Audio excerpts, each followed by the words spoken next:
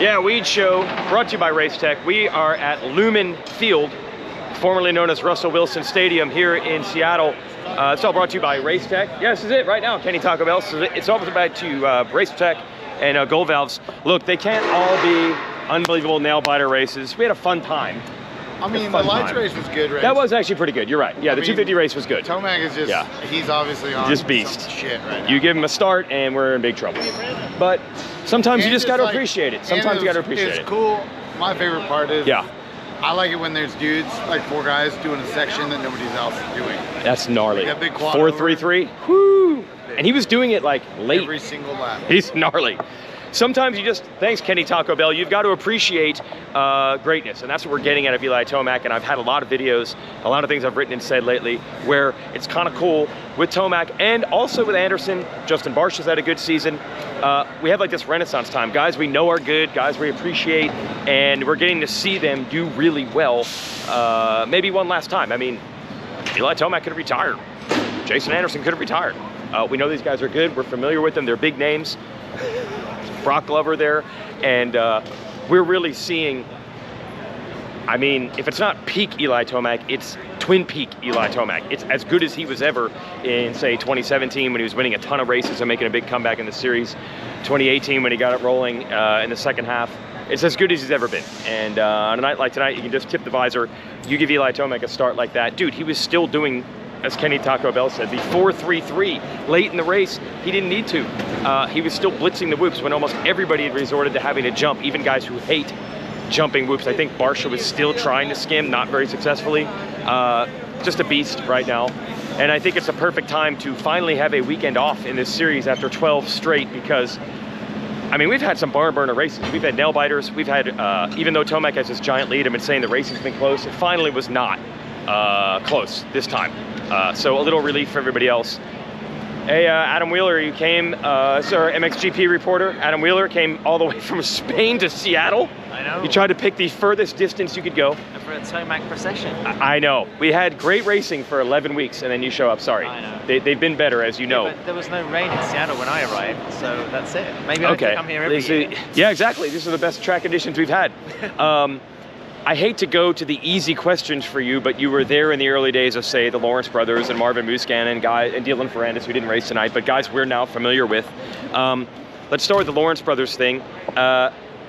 Did you see that level of greatness? Was Europe buzzing about, oh, give it 3 or 4 years and these guys are going to be where they are now, which is maybe 3 or 4 years away from being super duper stars of the premier class? I don't think so, but also I think every time that maybe Chet, because he was still too young. Yes. But Hunter, he always had equipment that wasn't quite befitting the potential that he had. Okay. You know, he shone in EMX 250 with Kawasaki, but then when he got into MX2, he either had an underpowered Suzuki or a Honda that wasn't quite ready. Yeah. So we saw flashes of that.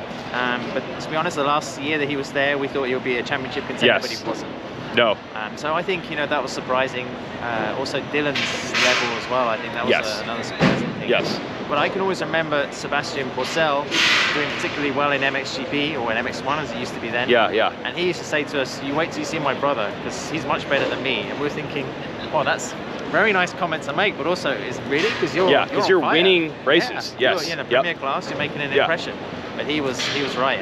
That was Christoph. Yeah. Yes. So it does happen. You know, that says something about Hunter and even Jet. They would have been on great equipment if the world was like, we got to get these guys. No, they were just scratching for whatever ride they could get. Yeah, I mean, Jet was riding Suzuki in 250. Yeah. Pretty much at the point where Suzuki started to pull out of everything. Yes. And you could see that said the kid had something about him. There's no way I would have said he's at the level he currently is now. No kidding. Okay, that's interesting. And then you told me one other thing that's interesting. Marvin Musquin, who we now think of the long, articulate answers. You ask him one question, he's going to give you paragraphs. Didn't even speak English in his early days. Yeah, he wasn't much value in the press conference. I mean, wow! You won't mind me saying that. Yeah, he wasn't very prolific with his explanations. Yes. Yep. The only guy who was, Roxon was great English speaker pretty early. Yeah. But there was a time when he wasn't, right?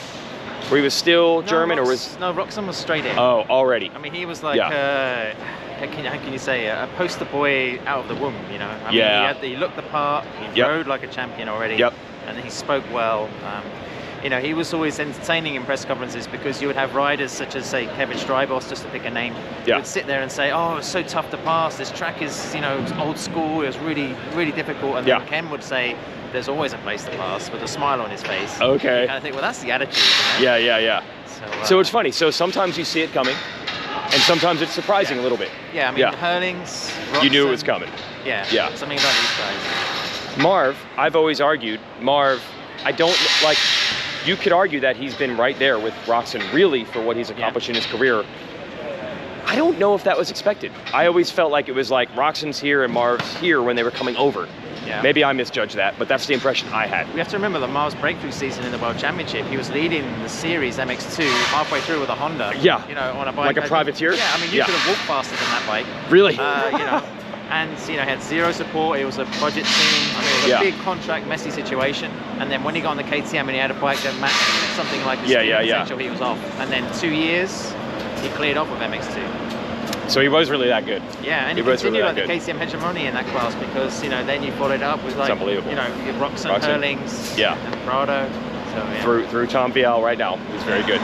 Interesting how that works. All right, thank you. Adam Wheeler coming all the way over from Spain. That's, I believe, about 10 hours of time zones to catch a Supercross between MXGP and MotoGP events. But it's good to get the background of when they were young, all these guys, the Lawrence brothers, Marvin, Ferrandis, Roxon, and now they've become very familiar to us, and that's kind of like what I was talking about.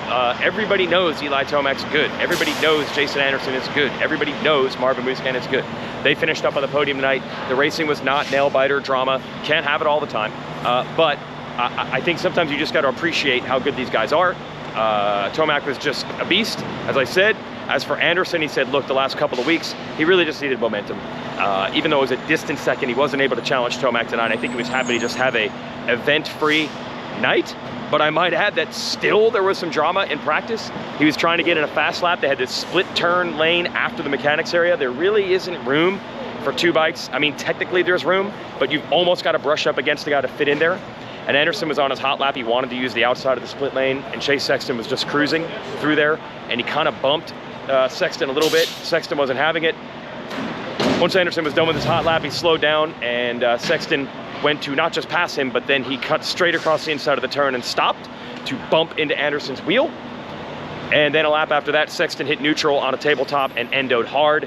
I can't believe he got up and actually rode a few laps of practice. Sexton did, but Honda decided to call it. Officially, they said he was banged up. I mean, Sexton has taken some hits, man. And as we have seen, gimpy leg.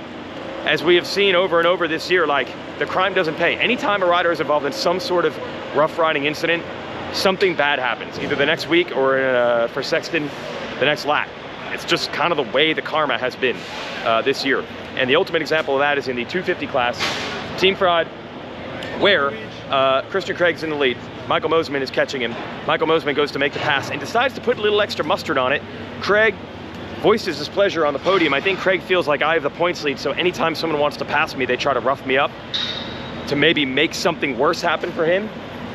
But it got the best of Mosiman because Mosiman bent his rear brake rotor, and once he had the lead, he couldn't ride the same way because his rear brake was locking up, and that led him into the clutches of Hunter Lawrence, and lo and behold, Lawrence takes the win. Now, he won earlier this year in a Triple Crown, but I think for most of these guys, unless you sweep the Triple Crown, I think it always appears more legit to do it in a regular straight-up main, because a lot of times the Triple Crown wins, it's like, well, if this guy hadn't done this or that, one little thing here or there, there's no doubt in a one main night who the best guy was. Now, Craig did catch him from a pretty long way back after crashing, but I got to give credit to Hunter.